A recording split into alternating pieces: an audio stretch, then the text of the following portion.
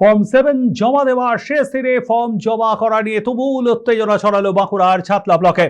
অভিযোগ, ফর্ম জমা করা নিয়ে ছাতলা ব্লকের জয়েন্ট পিডিওর সঙ্গে আলোচনার মাঝেই সেখানে দলবল নিয়ে হাজির হয়ে দাদাগিরি দেখাতে শুরু করেন তৃণমূল পরিচালিত ছাতলা গ্রাম পঞ্চায়েত সমিতির সভাপতি বঙ্কিম মিশ্র। বিজেপি কর্মীদের মারধর করে ব্লক থেকে তাড়িয়ে দেওয়া হয় বলে অভিযোগ।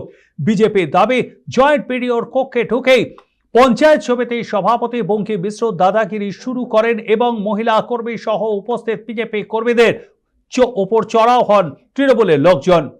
মারধর করে তাদের জয়েন্ট পিডিওর কক্ষ থেকে তাড়িয়ে দেওয়া হয় বলে অভিযোগ। যদিও বিজেপির এই অভিযোগ সম্পূর্ণ ভিত্তিহীন ও মিথ্যা বলে দাবি করেছে ছাতলা পঞ্চায়েত সমিতির সভাপতি তথা তৃণমূল নেতা বঙ্কিম মিশ্র।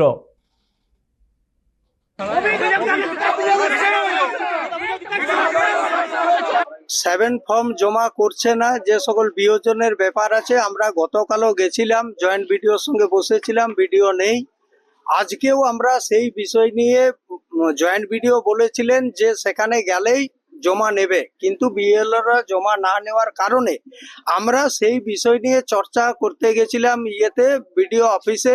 পঞ্চায়েত সমিতির সভাপতি বঙ্কিম মিশ্র সরাসরি সেই রুমে ঢুকে বিজেপি কর্মীদের উদ্দেশ্যে আজে বাজে কথা বলার থেকে শুরু করেন।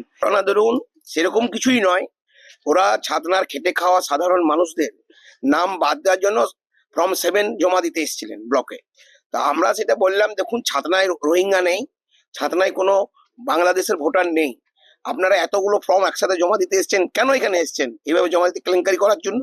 ওরা উত্তেজিত করে জয়েন্ট বিডিওকে ওরা করছিল, ধাক্কাধাক্কি করছিল। আমরা সেটাই ওদিকে বলতে গেলাম, দেখুন ফর্ম তো বিএলওরা জমা নেবে, ফর্ম তার এখানে জমা নেবে না, তো আপনারা বিএলএর কাছে যান।